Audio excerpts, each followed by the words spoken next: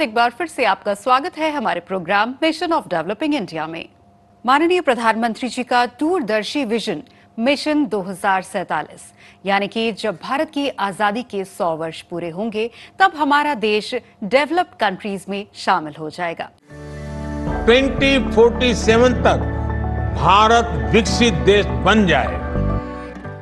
आजादी के 100 साल, भारत का स्वप्न मिशन 2047, एक ऐसा भारत जो विकसित हो, सशक्त हो, आत्मनिर्भर हो, जहां हर युवा को शिक्षा और अवसर मिले, हर परिवार को स्वास्थ्य और सुरक्षा मिले, हर नागरिक को गर्व हो कि वो एक विकसित राष्ट्र का हिस्सा है।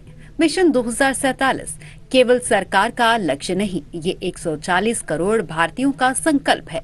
आइए मिलकर बनाएं वो भारत जो 2047 में दुनिया के सामने एक विकसित राष्ट्र के रूप में खड़ा हो। मिशन 2047, विकसित भारत, हम सबका सपना, हम सबकी पहचान। तो गवर्नमेंट तो मिशन 2047 को लेकर काम कर ही रही है, बहुत सारी स्कीम्स भी ला रहे हैं और बहुत सारी अथॉरिटीज भी इस दिशा में काम कर रही हैं, लेकिन लोगों का पार्टिसिपेशन भी उतना ही इम्पोर्टेंट है। लोग किस तरीके से मिशन में अपना योगदान दे सकते हैं, ये आप जरूर बताएं। जी सिमी जी, मैं बताना चाहूंगा आपको कि लोगों का पार्टिसिपेशन सबसे इम्पोर्टेंट है। कोई भी राष्ट्र विकसित नहीं बन सकता जब तक सभी का पार्टिसिपेशन ना हो, और पार्टिसिपेशन हर स्तर पे किया जा सकता है।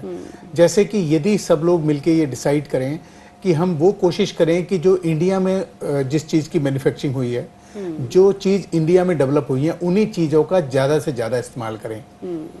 बाहर की चीज़ों पे तभी इस्तेमाल करें जबकि बिल्कुल हमारा देश उस पर निर्भर हो, और उसमें इनोवेट करने की कोशिश करें कि कैसे हम दूसरे नेशंस पे अपनी डिपेंडेंसी खत्म करके इनोवेट करके कैसे हम खुद डेवलप करें और हम लोग सेल्फ सस्टेनेबिलिटी की तरफ बढ़ पड़ें, और जिसे हम बोलते हैं आत्मनिर्भर, कि हम लोग उस दिशा में आगे बढ़ें। तो पहला कदम तो यही हुआ कि सबसे पहले जो हमारे देश में उत्पाद हैं उन्हीं का हम प्रयोग करें। यदि हम उसका ज़्यादा प्रयोग करेंगे तो ज़्यादा मैन्युफैक्चर होगा वो, और किसानों को ज़्यादा रेट मिलेगा उसको। तो सब तरफ जो हम बोलते हैं इंक्लूसिव ग्रोथ, सबकी ग्रोथ होगी यदि हम उसे इस्तेमाल करना शुरू करेंगे। दूसरी बात है इनोवेशन। जहां पर भी हम देखते हैं, जैसे आज हमारे देश में 1,85,000 से ज्यादा स्टार्टअप रजिस्टर्ड हैं। हमारे देश में 115 से ज्यादा स्टार्टअप यूनिकॉर्न बन चुके हैं। तो अगर आप भी स्टार्टअप करना चाहते हैं, आपके दिमाग में भी कोई आइडिया है कि कैसे मैं अपने देश की प्रोडक्ट को और डेवलप करूं जिससे कि मेरा इंपोर्ट डिपेंडेंसी जो है वो खत्म हो जाए, तो आप उस दिशा में काम करिए। उस दिशा में सरकार ने सैकड़ों इंक्यूबेशन सेंटर बनाए हुए हैं और बहुत सारी हेल्प सरकार करती है कि आपको सपोर्ट करने के लिए। तो आप इनोवेट करें टेक्नोलॉजी को, टेक्नोलॉजी में आगे बढ़ें आप। दूसरा हो गया। तीसरी बात है सिविक पार्टिसिपेशन। आप सब लोगों का सिविक पार्टिसिपेशन भी जरूरी है। आप सब लोगों को पूरे देश का, जहां आप रहते हैं, जिस भी कॉलोनी में, मोहल्ले में, जिस भी डिस्ट्रिक्ट में, स्टेट में, देश में जहां भी रहते हैं, आपका खुद का पार्टिसिपेशन भी होना चाहिए। जैसे हम लोग जब बाहर जाते हैं तो बड़ा ध्यान रखते हैं, कोई कूड़े का कुछ भी नीचे नहीं फेंकते, अपनी जेब में रख लेते हैं, जब कोई कूड़ेदान आता है तो फेंकते हैं। तो सिविक पार्टिसिपेशन भी सभी का जरूरी है। सभी लोग सिविक पार्टिसिपेशन भी करें उसमें, जिससे कि वो एक सिविक सेंस डेवलप हो और सब लोग देश के बारे में और अपने एटमॉस्फेयर के बारे में और सामाजिक वातावरण के बारे में भी सोचें। और उसके बाद डिजिटल इकोनॉमी जो हमारी बढ़ रही है तेजी से, उसका जितना ज्यादा प्रयोग करें, जितना ज्यादा उसे इंडिजिनियस करें, उतना ज्यादा देश जल्दी आगे बढ़ेगा। तो ये चार चीजों का यदि आम नागरिक ध्यान रखता है तो मुझे लगता है कि ये जो टारगेट है विकसित भारत 2047, इसको अचीव करने में और भी ज्यादा मदद मिलेगी। जी बिल्कुल, धीरे धीरे जैसे हम डिजिटल इंडिया बने वैसे ही धीरे धीरे हम विकसित भारत 2047 भी बनेंगे, लेकिन डिजिटल इंडिया का योगदान इसमें भी बहुत हद तक होने वाला है। तो लोकेश जी, आप किस तरीके से इसका एग्जाम्पल देंगे कि आज हर किसी के हाथ में मोबाइल फोन है, तो कैसे लोग अपना पार्टिसिपेशन दे सकते हैं मिशन 2047 के लिए? जैसे सुनील जी कह रहे डिजिटल यूज़ हम लोग अथॉरिटी में फॉर एग्जांपल जितने भी शिकायत आते हैं, जितने भी प्रॉब्लम्स आता है, हमारा एक व्हाट्सएप ग्रुप बना हुआ है, ट्विटर भी है और इस तरह इंस्टा भी है। पब्लिक जो भी हमारा पास व्हाट्सएप में जो कंप्लेंट डालते हैं, अगर मान लीजिए सुबह अगर पब्लिक ने डाल दी यहाँ पर वाटर लॉगिंग है, यहाँ पर पाइपलाइन बस्ट हो गया है, तुरंत उस इमेज को, उस फोटो को हम लोग कंसर्न ऑफिसर को भेज देते हैं ग्रुप में, और हम लोग एक्सपेक्ट भी करते हैं कि ऑफिसर जाए, उसको अटेंड करे, वापस फोटो भी रीपोस्ट करे। तो इससे क्लियर हो जाएगा कि सिर्फ कंप्लेंट मेरे पास आया और कंप्लेंट मैंने अधिकारी को भेजा नहीं, उसके साथ साथ मैं इसको फॉलो भी किया कि वो काम हो गया और मेरे पास वो करेक्टेड फोटो भी आ जाता है। इसमें ये भी करते जो आदमी हमें कंप्लेंट दिया और कंप्लेंट नंबर भी अधिकारी को मैं इस व्हाट्सएप ग्रुप में या ट्विटर में भेज देता हूँ, वो लोग उस आदमी से बात भी करते हैं और उनको स्पॉट भी बुलाते हैं। ठीक है, आपने ये मैनुअल के बारे में कहा, आपने इस रोड पोर्टल के बारे में कहा या ड्रेन के बारे में कहा, उनको वहां खड़ा करके उस इश्यू को अटेंड करके और मुझे वापस आ जाते हैं ग्रुप में। तो इस तरह का हम लोग डिजिटल यूज जैसे बता रहे हैं ना, व्हाट्सएप ग्रुप में अथवा ये इंस्टा ग्रुप में अथवा ट्विटर को यूज करते हुए करते, और इसके साथ साथ एक इंटीग्रेटेड कमांड सेंटर भी बना हुआ है हमारे पास। तो पूरा नोएडा में कई जगह हम लोगों ने कैमरास इंस्टॉल किया हुआ है, तो इससे ट्रैफिक भी मॉनिटर होता है, ट्रैफिक के साथ साथ पूरा हमारा रोड का जो सिचुएशन है, डैमेज कितना डैमेज हो गया है, क्या कंडीशन है, वो भी हम लोग मॉनिटर करते हैं, और व्हीकल मूवमेंट भी हम लोग मॉनिटर करते हैं। तो डिजिटाइजेशन का और डिजिटल यूज हम लोग खरीद रहे अथॉरिटी में, ये यूज करने से माइक्रो मैनेजमेंट बहुत अच्छा हो रहा है और क्वालिटी काम भी हो रहा है। हाँ, ये बहुत अच्छी बात है कि हम लोग जो कम्युनिकेशन चैनल हैं जो कि अभी बाहर के हैं और जो सोशल मीडिया टूल हैं उनका इस्तेमाल कर रहे हैं अपनी एफिशिएंसी बढ़ाने के लिए, अपने बिजनेसेस को बढ़ाने के लिए, अपने इंटरप्राइज को खड़ा करने के लिए, वो अभी जरूरी है। लेकिन जैसे जैसे इसमें इनोवेशन होती है और हम लोग टेक्नोलॉजिकल सॉवरेंटी की तरफ बढ़ते हैं, उसके बाद हमारे को कोशिश करनी है कि हम लोग सब शिफ्ट करें, इंडियन कम्युनिकेशन चैनल और सोशल मीडिया टूल वो इस्तेमाल करें। बिल्कुल सर, नेशन की ग्रोथ के लिए इंफ्रास्ट्रक्चर भी बहुत इंपॉर्टेंट होता है, क्योंकि बात यहाँ हो रही है मिशन 2047 की। इंफ्रास्ट्रक्चर की ग्रोथ को आप किस तरीके से देखते हैं, वो किस तरीके से इसको बूस्ट करें? देखिए, वो बहुत तेजी से, उसमें हमारा देश बहुत आगे है। अगर हम देखते हैं, अगर हम आंकड़े की बात करें तो हमारे देश में 147 एयरपोर्ट अभी हैं जो ऑपरेटिव हैं, जो कि ऑपरेशनल हैं। एयरपोर्ट अथॉरिटी देखती है उसको, और 2025 तक का टारगेट 220 एयरपोर्ट का है। तो एयरपोर्ट हमारे देश में बहुत तेजी से बढ़ रहे हैं। एक्सप्रेस वे हमारे देश में बहुत तेजी से बढ़ रहे हैं। आप कहीं भी जाते हैं तो आपका डिस्टेंस भी कम हो गया, और आपकी क्योंकि रोड बहुत स्मूथ होते हैं, उसमें आपकी वियर एंड टियर भी कम होगी, टाइम भी बचता है, तो आप वो टाइम को अपने बिजनेसेस में लगा सकते हैं और अपने बाकी कुछ कर सकते हैं।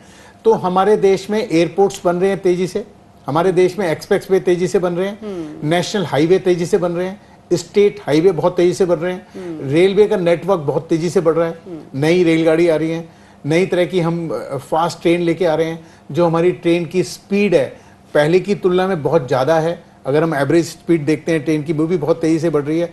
तो इंफ्रास्ट्रक्चर की जो ये तेज़ी है, इसी के ऊपर डिपेंडेंट है हमारा सारा बिजनेस और इंडस्ट्रीज़।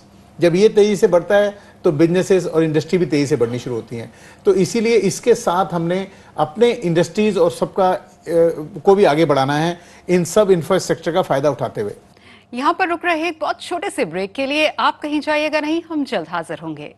जेवर एयरपोर्ट अथवा नोएडा इंटरनेशनल एयरपोर्ट, ये आने वाले दिन में बहुत बड़ा असेट बनने जा रहा है पूरा इस रीजन में।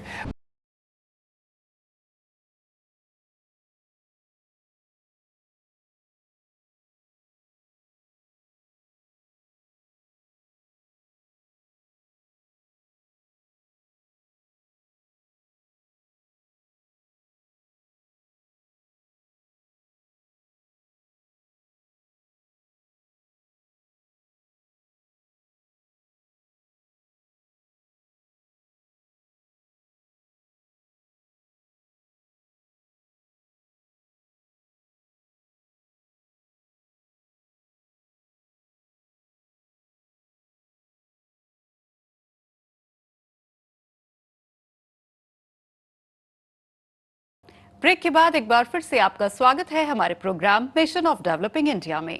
और बात इंफ्रास्ट्रक्चर की हो रही है। आपने जिक्र किया एक्सप्रेसवेज का, तो एक्सप्रेसवेज, नोएडा के एक्सप्रेसवेज जो है वर्ल्ड क्लास एक्सप्रेसवेज है, और एक और ही ऐसा वर्ल्ड क्लास एयरपोर्ट भी मिलने जा रहा है उत्तर प्रदेश में, जेवर एयरपोर्ट। और वो किस तरीके से योगदान देगा मिशन 2047 में, कैसे वो इकोनॉमी को बूस्ट करेगा और भारत की ग्रोथ को बूस्ट करेगा?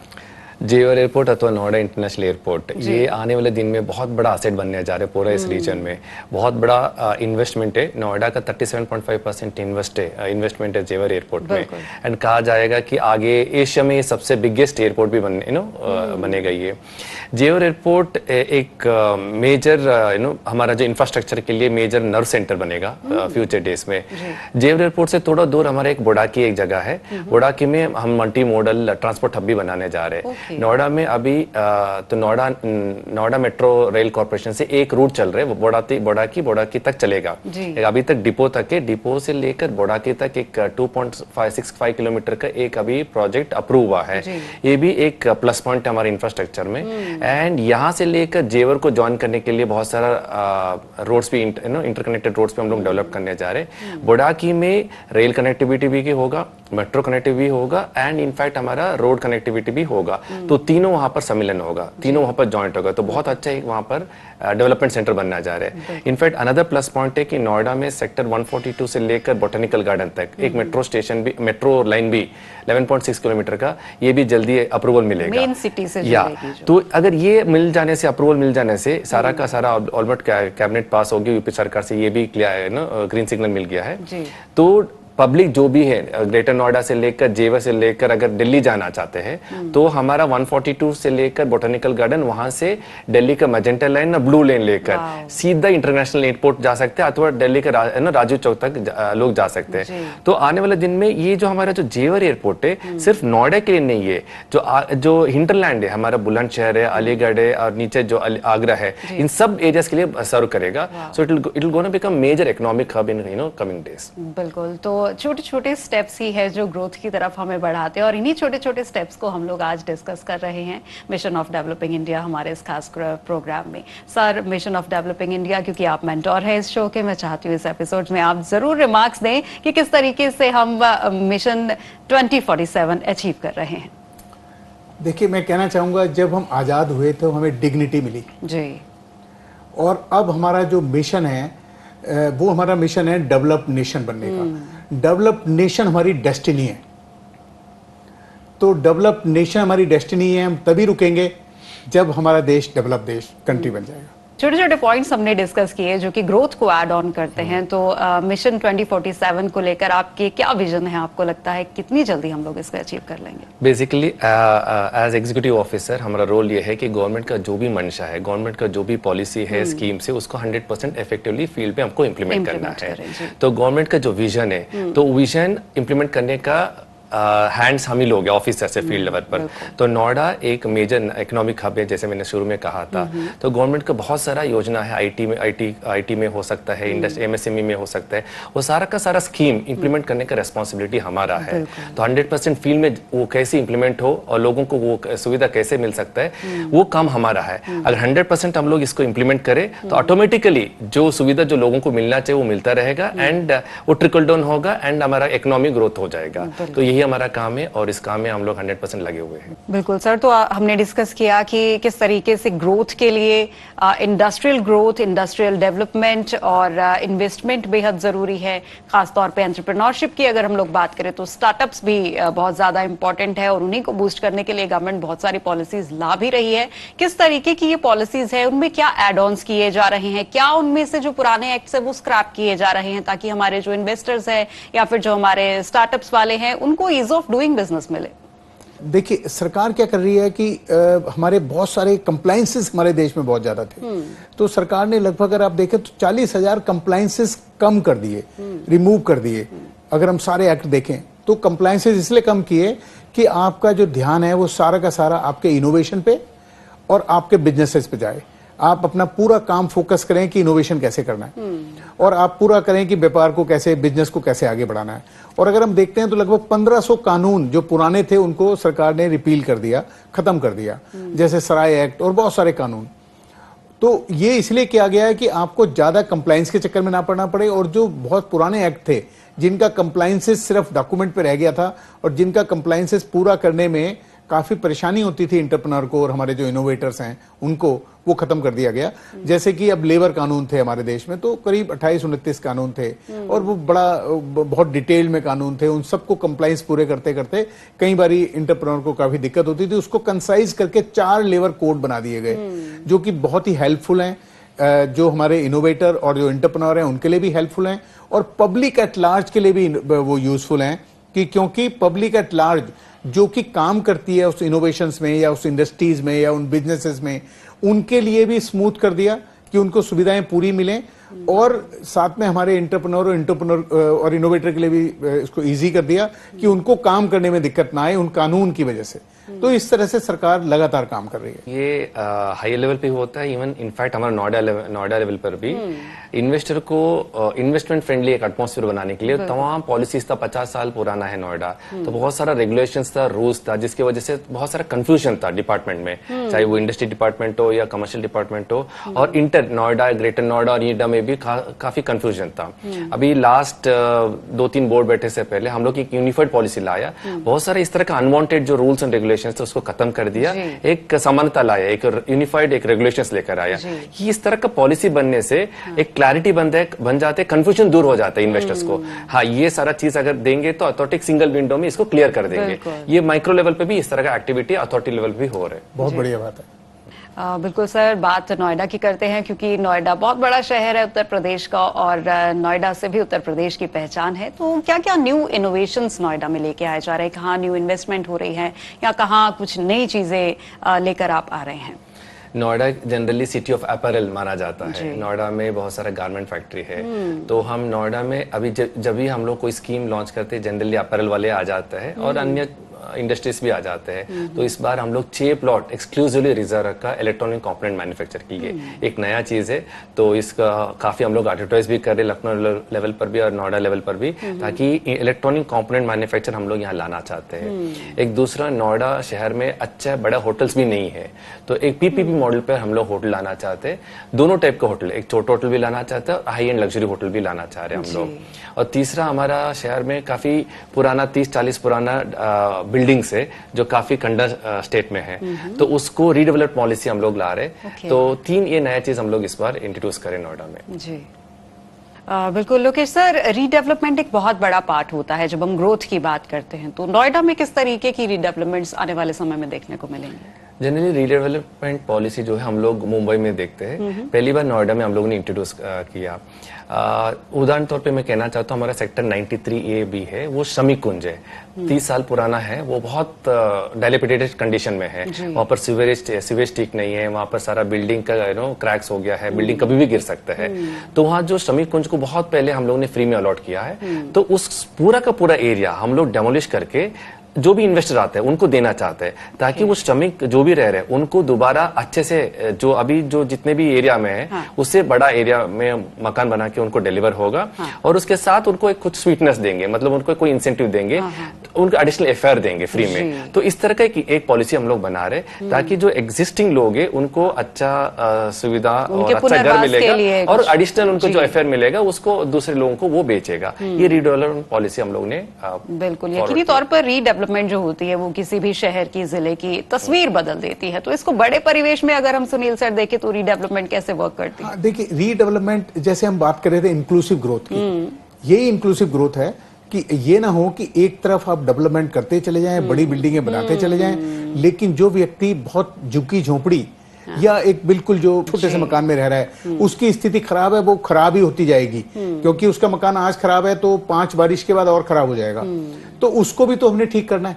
तो यही इंक्लूसिव ग्रोथ है कि रीडेवलपमेंट हो, मतलब कि अच्छा वो सरकार करे तो बहुत पैसा चाहिए, तो उसके लिए अब जो मॉडल बन गया वो ये बन गया कि एक प्राइवेट पार्टी आती है, प्राइवेट व्यक्ति उसको रीडेवलप करता है, उनको रीडेवलप करके जो उनका अभी एरिया है उससे बेटर एरिया, उससे कुछ ज्यादा एरिया बना के देता है 10-20%। उसके बदले में सरकार उसको एडिशनल एफआईआर देती है, जिसको वो मार्केट में सेल करता है, जिससे अपनी कॉस्ट निकाल सके, क्योंकि उसकी कॉस्ट लगेगी उन सब लोगों को डेवलप अच्छे मकान देने के लिए। तो अच्छे मकान देने के लिए उसकी कॉस्ट लगी, उसको रिकवर कैसे करेगा? उसको एक्स्ट्रा एफआईआर मिलेगा, उससे वो अच्छी बिल्डिंग बनाएगा और उस बिल्डिंग को वो बाकी लोगों को सेल करेगा। तो वो रीडेवलपमेंट मॉडल है जो कि बहुत जरूरी है हमारे देश में, क्योंकि जितने भी तरह की ये झुग्गी झोपड़ी बस्तियां खत्म होकर इन सबको भी रहने के लिए पक्का मकान मिले, और जो कि बहुत सारी योजनाएं गवर्नमेंट की चल रही है, बहुत सारी गवर्नमेंट अपने स्तर पे भी कर रही है। अपने स्तर पे भी जहां झुकी हुआ मकान वाली कॉन्सेप्ट है, क्यों सब लोगों को मकान बना के दिए जा रहे हैं। लेकिन ये डेवलपमेंट पॉलिसी हमारी जो एजेंसीज हैं, हमारी डेवलपमेंट अथॉरिटीज हैं और जो हमारी म्युनिसिपल काउंसिल्स हैं, ये भी कर रही हैं बहुत तेजी से। तो सब मिलके किसी काम को करेंगे तभी वो पूरा मिशन हमारा हो पाएगा, तभी हम सोच पाएंगे कि हम 2047 में विकसित राष्ट्र की तरफ बढ़े। जी बिल्कुल। तो पब्लिक प्राइवेट पार्टनरशिप भी एक बहुत बड़ा चैनल है, एक बूस्ट है मिशन 2047 के लिए। यहाँ पर रुक रहे एक बहुत छोटे से ब्रेक के लिए आप कहीं जाइएगा नहीं, हम जल्द हाजिर होंगे। हम सब तक पहुंचेंगे और सबको कम्युनिकेट करने की कोशिश करेंगे कि देश विकसित राष्ट्र कैसे बने 2047 में।